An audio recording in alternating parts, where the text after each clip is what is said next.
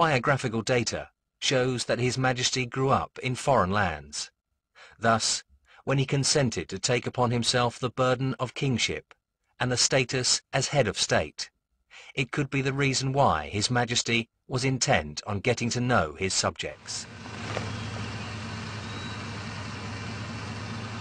Starting in 1954, dense jungles and mountain ridges and cliffs in the remotest parts of Thailand were the spots where the Lord of the Land and his entourage of mixed ages paid their repeated visits.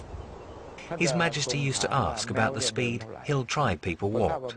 Having obtained the answer, he would proceed at an ever-increasing speed. Distance and height not only added up on the time it took us to walk, they also took a heavy toll of the entourage's physical endurance. A sole high-ranking official could keep up with His Majesty, but then he looked up above him and fainted on the spot. His Majesty had to bend down to grab him.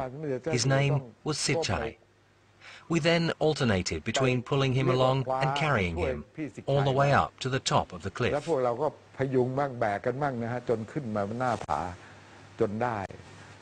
Some members of the entourage were gasping for breath, could not respond to radio calls, and they came that often too. A voice would inquire how the persons were getting along. Of course, only the sound of hard breathing was heard in response. His Majesty was having such a good time. At the initial stage, it seemed His Majesty's first visits to different parts of the country were for the purpose of site surveying, as well as first-hand data gathering to learn the nature of problems his subjects were facing. It could probably be regarded as an orientation to the ensuing royal-initiated projects. The visits enlightened His Majesty on the geographical features, the people's living quality and the various problems facing the people in each part of the country. These problems varied distinctly. The most fun came when it was time to break for lunch, not at noon, but around 2 p.m.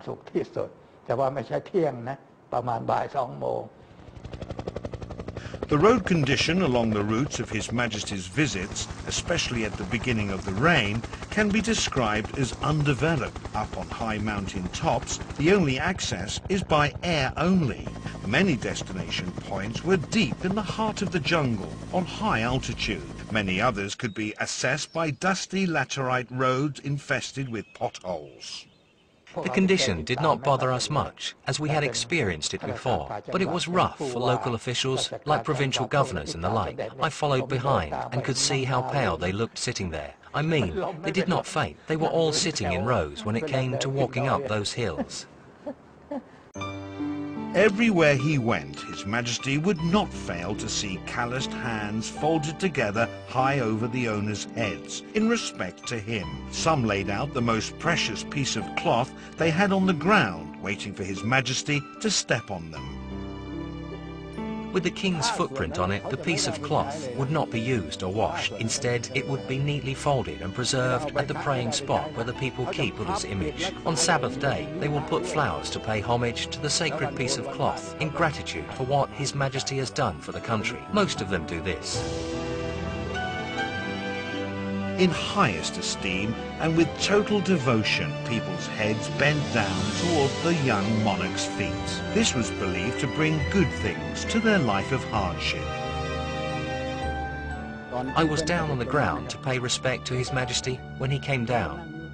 He actually came directly to where I was sitting. I had never dreamed I could meet him in person. Tears readily rolled down my cheeks. I was overwhelmed to see him.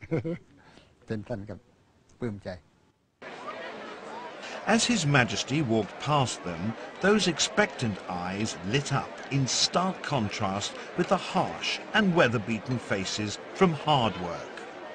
Thus, the people's delight and smiling faces could not conceal the traces of sufferings from His Majesty's watchful eyes. The king knelt down to talk to us, asked how one of us who was blind could come. He said his niece brought him along. Why did you want to come? Was the king's next question. His voice was so gentle and soft. How I loved to hear his voice. He even embraced the old guy.